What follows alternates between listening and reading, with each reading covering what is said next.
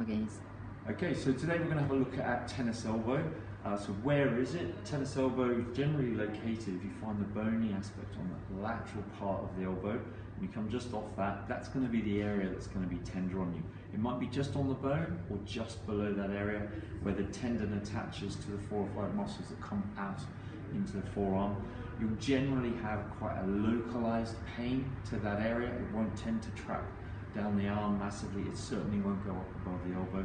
It'll be very tender to the touch and be aggravated by some of the activities that you will be doing. So why do you get tennis elbow? It tends to be an overloading mechanism. So there's 2 ways that can happen. One, that you're loading the muscle through a change of activity. Obviously tennis elbow has its name for a reason, but not many people that we see now get it because of tennis purely. Gardening can be a big culprit.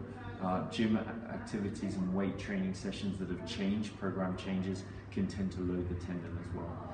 Another thing that happens is obviously because we tend to sit in this position while we're sitting at a desk with our hand down in pronation, we're stretching or tensioning this area, and that can lead to problems. So if you're sitting at a desk all day like this and then going out and doing activity afterwards, then that can actually load the tendon. So it's really worthwhile being aware of that. Okay. So the best treatment to do early on at home yourself is to sort of look at icing the elbow. Ibuprofen, anti-inflammatories won't tend to really help much with the tendinopathy because it's not got in that inflammatory aspect, so it'll just settle the pain down a little bit. But ice will help just take the pressure off. Something to look at is your range. So if we're sitting in this position and we keep the elbow nice and still, if I get Alex just to turn his hand over, so his supination, the ability to turn his hand over, is quite restricted. If you look at mine, I can get my hand flat.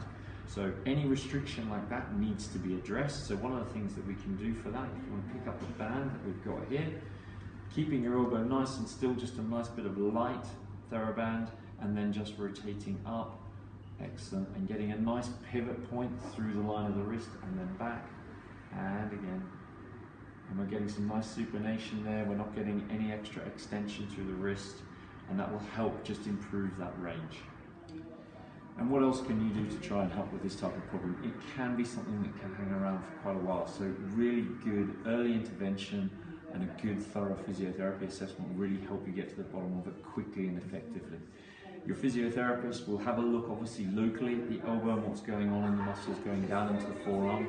But what they should also be looking at is your shoulder position and your neck and head position, any extra tension that might be adding load into the elbow or putting stress through the nerve as it comes down into the arm, again can really irritate the problem. So they will end up having a look around your shoulder strength, posture and movement of the neck as well. Okay, so that's a short look at tennis elbow and some of the signs and symptoms and what you could maybe start to do yourself. I hope that's helpful, but really do consider getting a good assessment done on this earlier rather than later. Hope that helps.